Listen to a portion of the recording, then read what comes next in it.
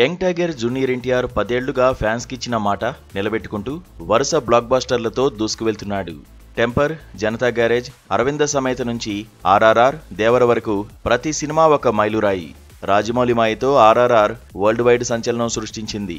ఈ ఏడాది వార్ 2తో బాలీవుడ్ లో గ్రాండ్ ఎంట్రీ ఇచ్చి హృతిక్ రోషన్ తో పాటు స్క్రీన్ ను షేక్ చేశాడు.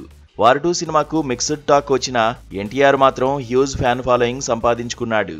సౌత్ లోనూ నార్త్ లోనూ తన హవా చాటుకుంటున్న ఎన్టీఆర్ ఇప్పుడు మరో మెగా యాక్షన్ బాంబుతో రెడీ అవుతున్నాడు.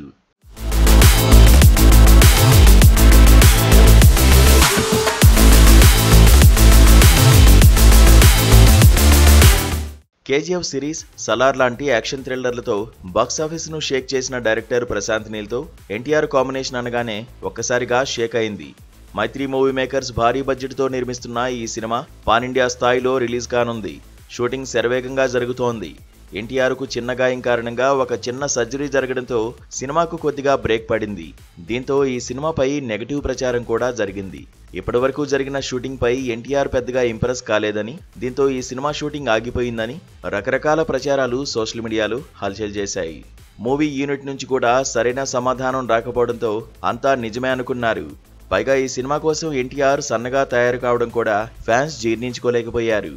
అయితే వీటన్నిటికీ ఫుల్ స్టాప్ పెడుతూ మూవీ యూనిట్ కొత్త షెడ్యూల్ను మొదలుపెట్టనుంది.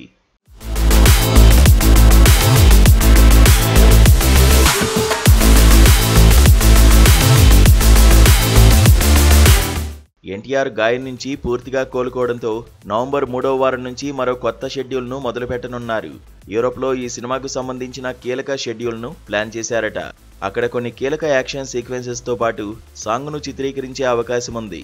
ఈ సినిమాలో ఎన్టీఆర్ కు జోడీగా రుక్మిణి వసంత్ హీరోయిన్ గా నటించనుంది.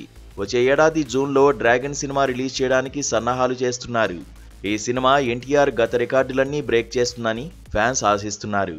మార్చిలోగా ఈ సినిమా షూటింగ్ ను పూర్తి చేసి ప్రమోషనల్ కార్యక్రమాలను మొదలుపెట్టే అవకాశం ఉంది.